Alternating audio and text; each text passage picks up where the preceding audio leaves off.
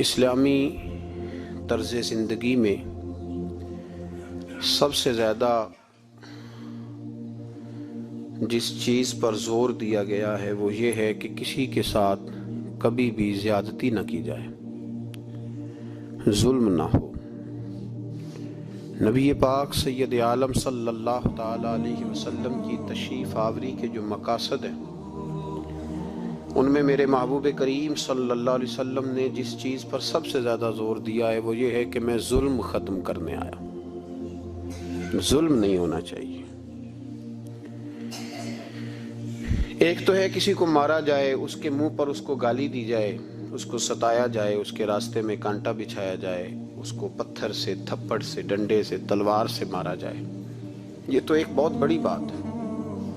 اسلام یہ کہتا ہے کہ تو اپنے گھر کے اندر بیٹھ کے بھی کسی مسلمان کے خلاف بات بھی نہ کر۔ اتنا زیادہ پابند مذہب،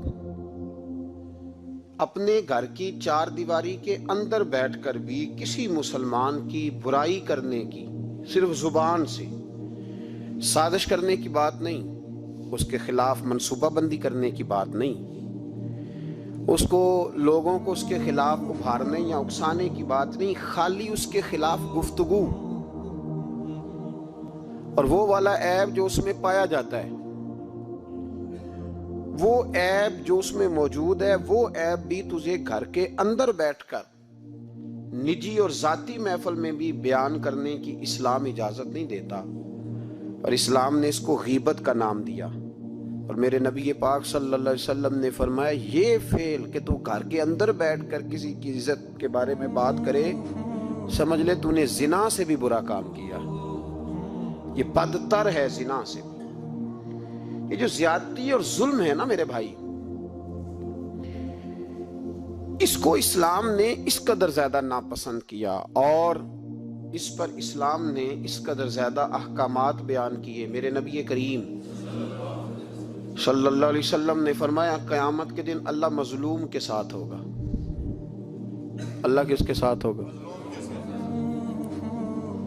قیامت کے دن اللہ مظلوم کے ساتھ ہوگا، اور یہ لفظ ہیں حدیث مبارکہ میں ابن حجر علیہ رحمہ نے لکھے ہیں، اللہ قیامت کے دن مظلوم کے ساتھ ہوگا۔ اور اگلے لفظ سنو گے تو حیران رہ جاؤ گے، فرمایا اللہ قیامت کے دن مظلوم کے ساتھ ہوگا اگرچہ وہ مظلوم کافر ہی کیوں نہ ہو، اگرچہ وہ مظلوم اللہ اس کے ساتھ ہوگا۔ اللہ قیامت کے دن مظلوم کے ساتھ ہے، اگرچہ وہ والا رٹا نہیں کہ میری برادری کا ہے تو میں نے سپورٹ تو کرنی ہے نا، ہم تو ظالموں کے ساتھ ہوتے ہیں۔ ہمارے دیہاتوں میں رواج ہے کہ نوجوان کسی کی عزت پر ہاتھ ڈالتا ہے، کسی کی بیٹی کو بھگا کے لاتا ہے تو اس کے دوست اس کی مدد کرنا فریضہ سمجھتے ہیں، اس کو سپورٹ کیا جاتا ہے، اس کو رہنے کو جگہ دی جاتی۔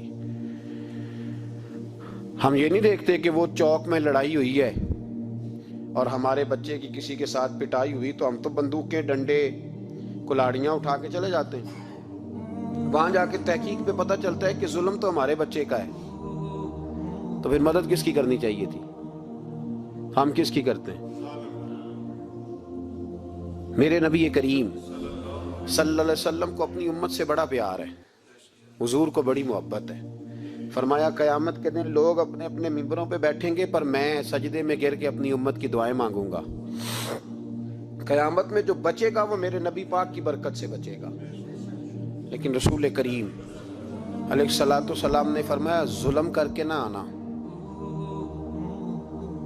تمہاری باقی کمیوں پہ میں پردے ڈلوا دوں گا، ظلم کر کے نہ آنا۔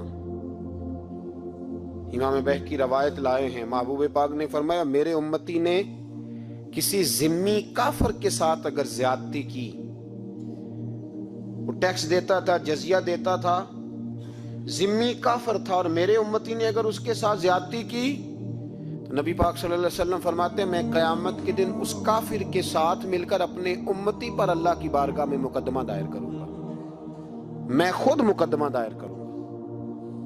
یہاں ظلم کی آندھیاں چلتی ہیں، طوفان چلتے ہیں، لوگ دوائیوں میں ظلم بیچتے ہیں، لوگ تعلیم کے نام پر ظلم کرتے ہیں، لوگ خیر کے نام پر ظلم تقسیم کرتے ہیں. یہاں اللہ اکبر ایسے ایسے رنگ دیکھنے کو ملتے ہیں.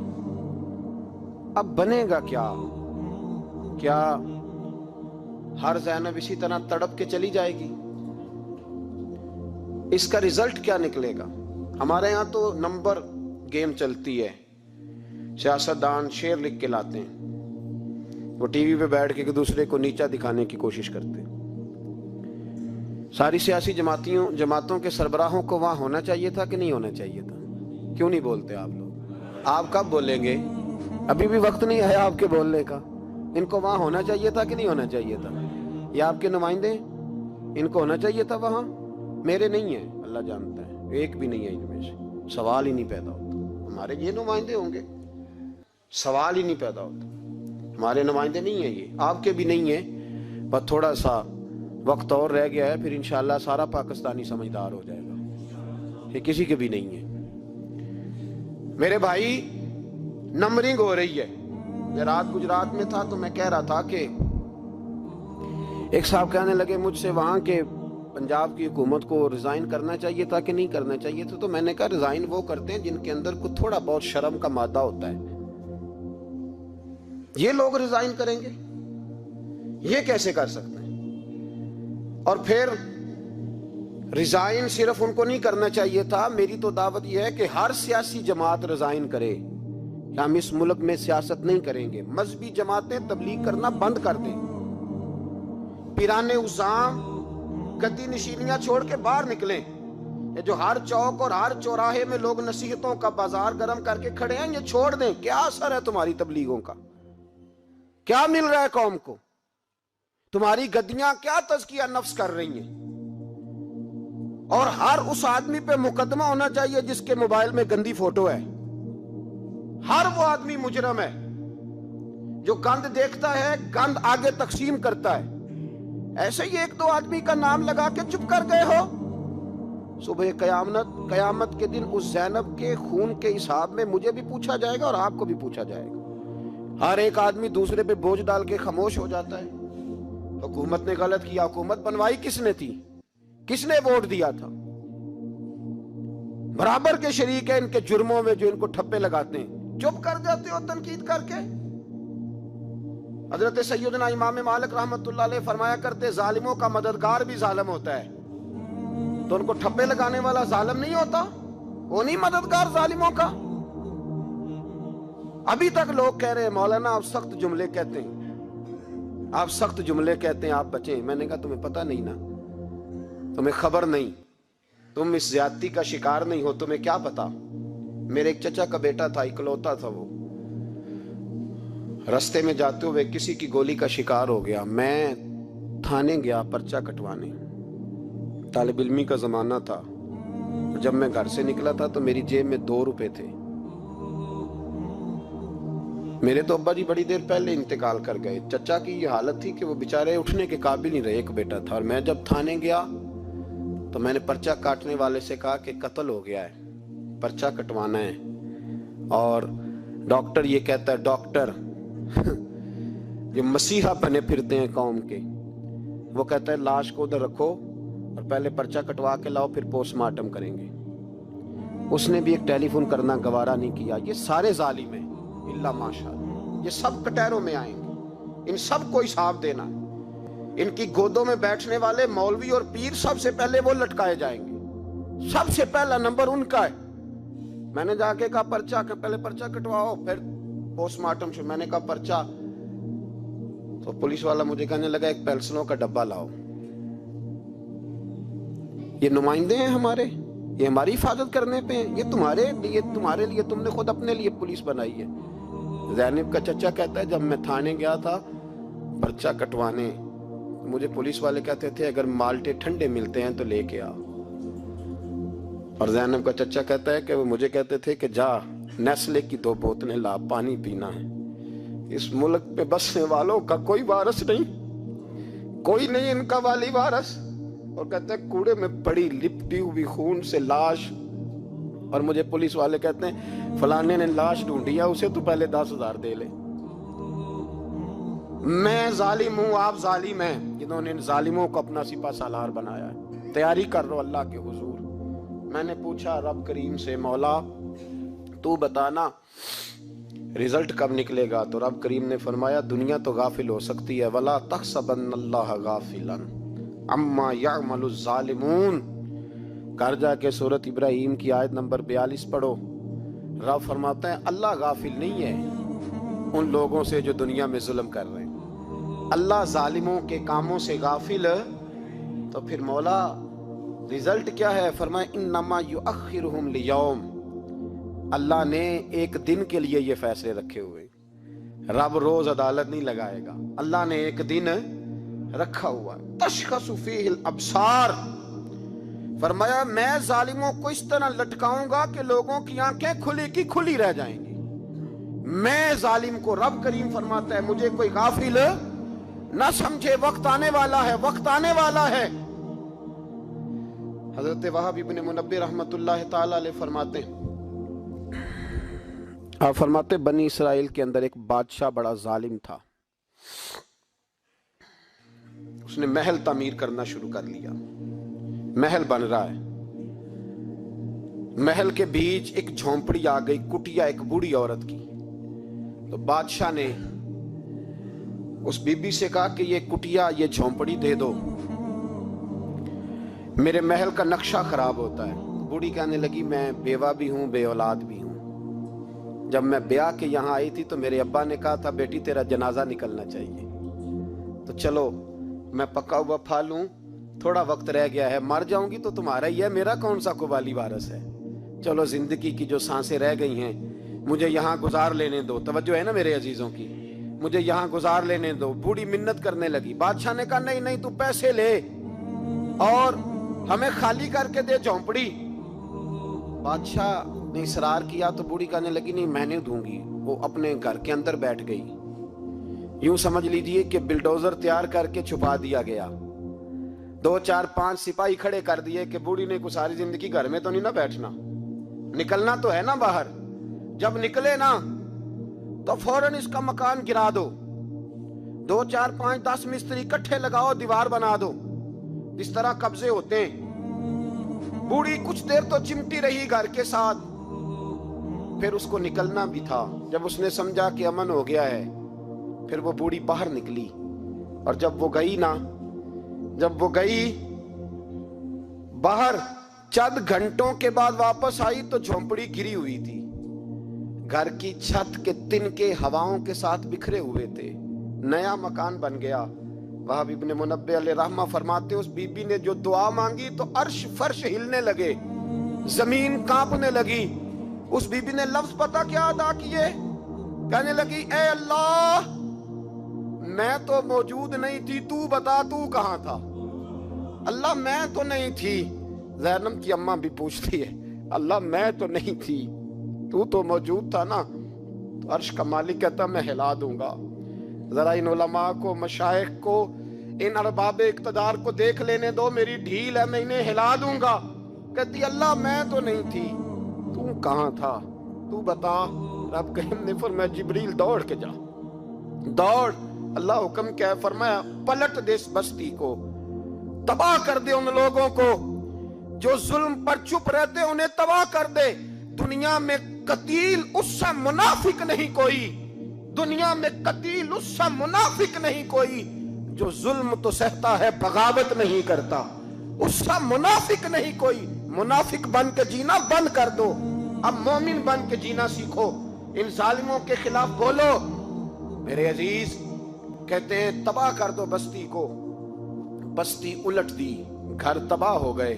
یاد رکھو عرش کا مالک کہتا ہے تو میں دیکھ رہا ہوں، ورنہ کوئی موجود نہ تھا، میں تو تھا نا، میں تو سارا کچھ دیکھ رہا ہوں۔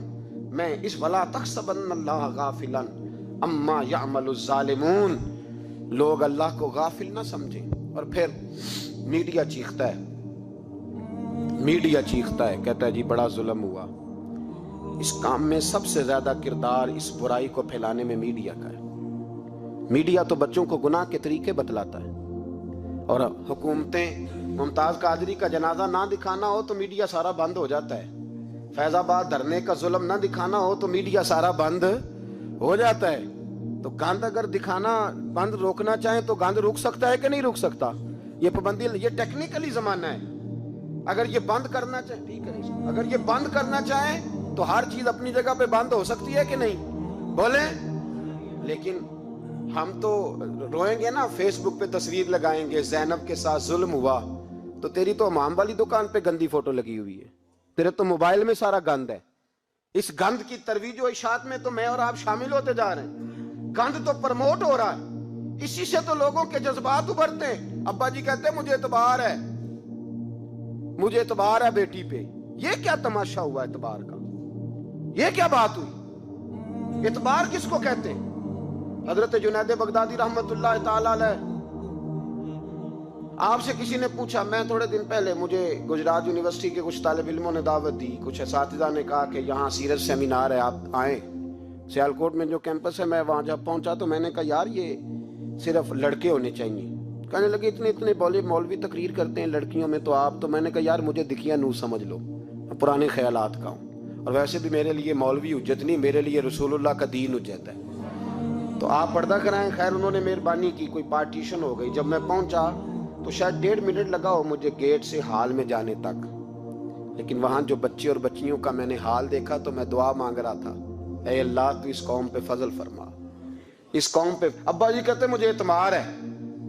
नाबीना से अभी अब्दुल्ला इब्ने मखदूम रदी अल्लाह ताला, वो आए हैं तो नबी पाक सल्लल्लाहु अलैहि वसल्लम ने फरमाया आयशा पर्दा कर लो, तेरे घर में बसने वाली बीबी सैयद आयशा से भी पाक है, तेरी बेटी हजरत आयशा सिद्दीका से भी ज्यादा हुर्मत वाली है।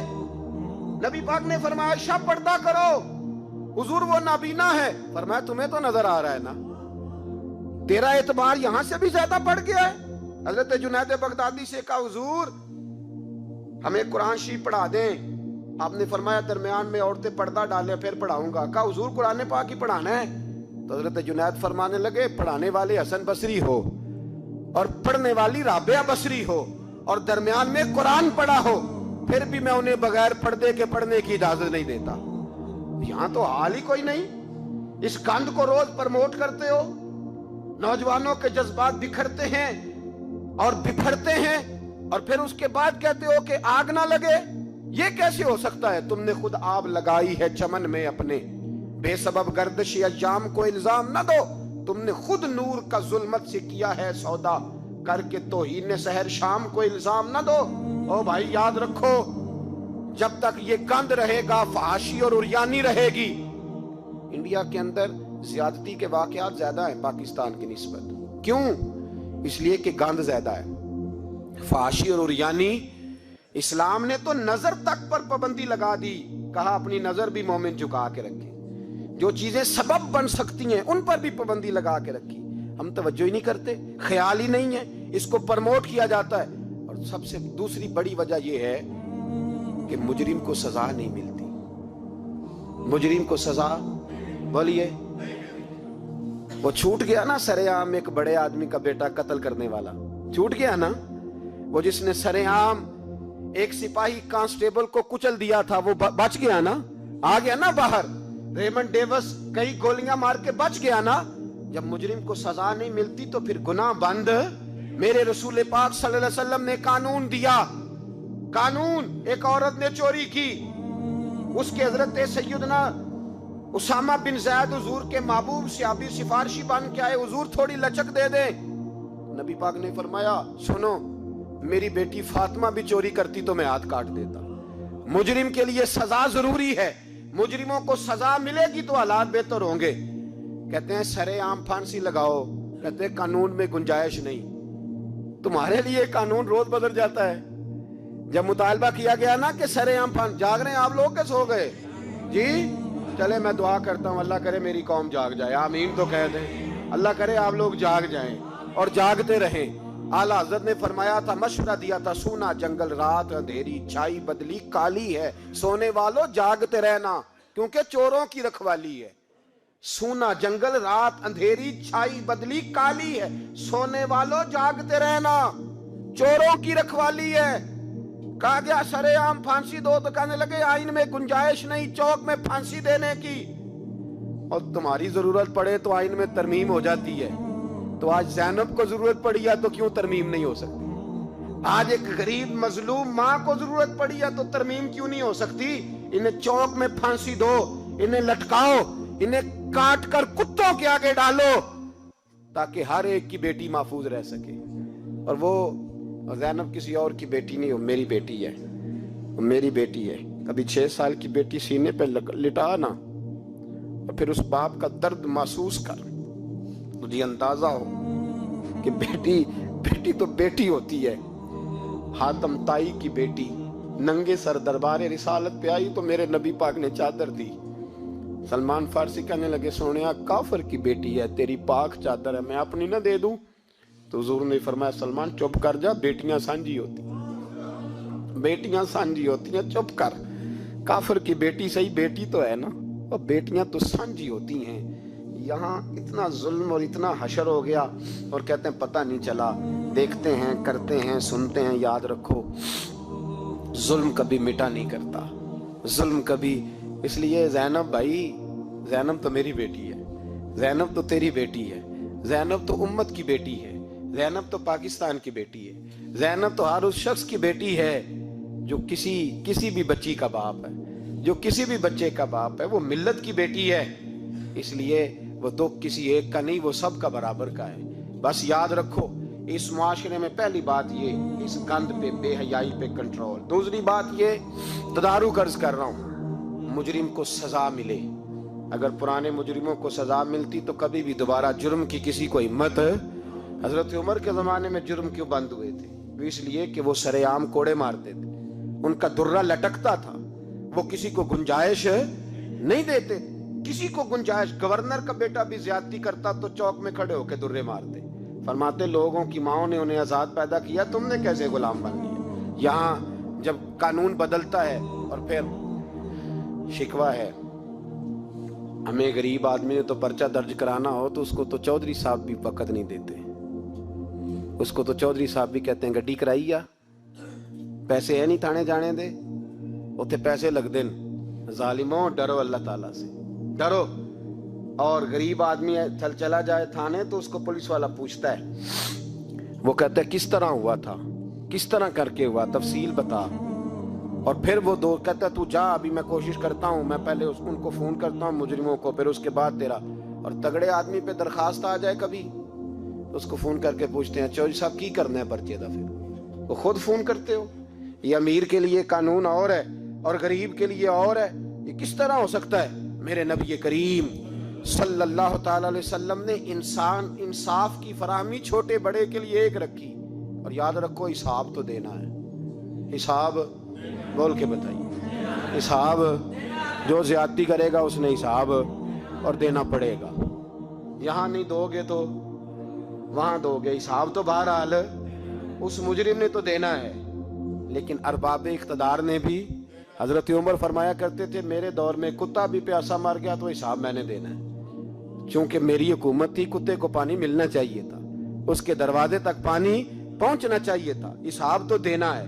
ہر اس شخص نے جو سوشل ہونے کا دعویٰ کرتا ہے، جو معاشرے میں کسی بھی طرح کا کوئی کردار ادا کر رہا ہے، اس نے بہرحال حساب. یہ مشترکہ معاملہ ہے، اس میں ارباب اقتدار کا تو اشر ہوگا، وہ تو دنیا دیکھے گی، لیکن باقی بھی اپنی ذمہ داری کا احساس کریں، باقی بھی خیال کریں. سنو اور یاد رکھنا اس بات کو، غور کریں. کیا میری طرف دیکھیں میرے بھائی، ایک مکران شاہ بادشاہ گزرا ہے ایران کا، کچھ نرم دل تھا. وہ نہ سیر کرنے نکلا، درمیان میں پل آتا تھا، ایک دریا تھا، اس کا پل تھا، اور پل کے اس پار جنگل تھا، سبزہ تھا، سیرگاہیں بنی ہوئی تھی. بادشاہ وہاں 2-4 دن رہنے کا ارادہ کیا. جب بادشاہ وہاں پہنچتا ہے نا مکران شاہ، تو اس نے دیکھا کہ وہاں 2-3 دن قیام کرنا ہے، جھیل ہے، سیرگاہ ہے، وہاں اس نے رکنے کا پروگرام بنا لیا. بادشاہ تو علیحدہ اس کے لیے رہائش تھی، سپاہی علیحدہ رہتے تھے. یہاں تو لوگ کہتے ہیں نا وہ پولیس کو ڈانٹتے ہیں، پولیس کو پوچھتے ہیں. او بھائی پولیس تو تمہارے ماتحت ہوتی ہے، پولیس تو سمجھ گئی ہے کہ تم کس طرح ان سے کام لیتے ہو، ان کو تو تم اپنے تحت رکھتے ہو. پولیس والے علیحدہ رہتے تھے، اس کے ساتھ جو سپاہی گئے ہوئے تھے، گن مین گئے ہوئے تھے. مکران شاہ سیر سپاٹے پہ رہتا تھا. ایک بوڑھی عورت تھی، اس کی ایک گائے تھی، وہ جنگل کے اندر بوڑھی رہتی تھی، گائے اس کی وہاں چرتی رہتی تھی. شام کو وہ گائے گھر لوٹتی، بوڑھی دودھ پی کے سو جاتی. سپاہی اس بوڑھی کے پاس آئے، کہنے لگے تیری گائے بڑی صحت مند ہے، ہمارے ہاتھ بیچ دے. بوڑھی نے کہا میرے بڑھاپے کا سہارا ہے، اس کا دودھ پی کے میں زندہ ہوں، بیچوں گی نہیں. وہی والا کام جو ہمارے ملک میں ہوتا ہے کہ قیمت کے ساتھ زمین دینی ہے کہ مفت دینی ہے. جب بڑے آدمی کو پسند آ جاتی ہے تو کہتے ہیں مول دینی ہے کہ مفت دینی ہے. دینی پڑتی ہے، غریب ہے، کیا کریں، مجبور ہے، مظلوم ہے. کہا بوڑھی عورت سے سپاہیوں نے بیچ دے، کہا نہیں. کہنے لگے نہیں بیچے گی تو ہم لے لیں گے. اس عورت کی گائے زبردستی سپاہی ذبح کر کے کھا گئے. بوڑھی نے بادشاہ تک پہنچنا چاہا لیکن اس کو پہنچنے نہ دیا گیا، منع کر دیا گیا. اس کی رسائی نہ ہو سکی، غریب عورت تھی. جس دن مکران شاہ واپس آ رہے تھے نا، سیر کر کے پل سے گزر رہے تھے، تو کسی نے بوڑھی سے کہا کہ بادشاہ گزرے گا. وہ چھپ کے پل پہ بیٹھ گئی اور مکران شاہ جب پل سے گزرنے لگے تو بوڑھی آگے آئی اور اس کے گھوڑے کی لگام پکڑی. ایسا جملہ کہا کہ مکران شاہ چکرا کے زمین پہ گرا. اور بوڑھی کہنے لگی مکران شاہ تیرے سپاہی میری گائے ذبح کر کے کھا گئے ہیں، تو بتا اس کا حساب اس پل پہ کھڑے ہو کے دینا کہ پل صراط پہ دینا ہے؟ بتا یہاں کھڑے ہو کے دے گا کہ وہاں کھڑے ہو کے دے گا؟ بول.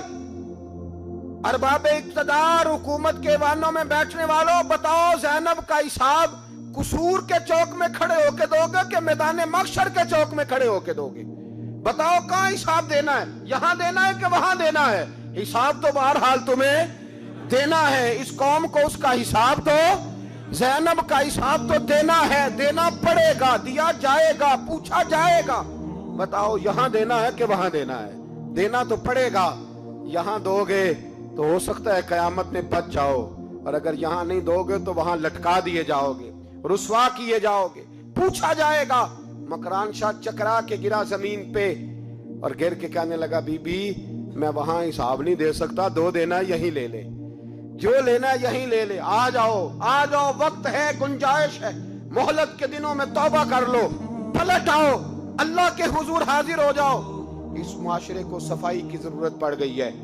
اس معاشرے میں ہر آدمی اپنا کردار ادا کرے، ظالم کے خلاف اٹھے، بے حیائی، فحاشی، عریانی، بدنگاہی، اس کے خلاف اٹھے. حضرت امیر معاویہ رضی اللہ تعالیٰ عنہ اپنے دور حکومت میں باہر نکلے. ایک بی بی بے پردہ، با پردہ عورت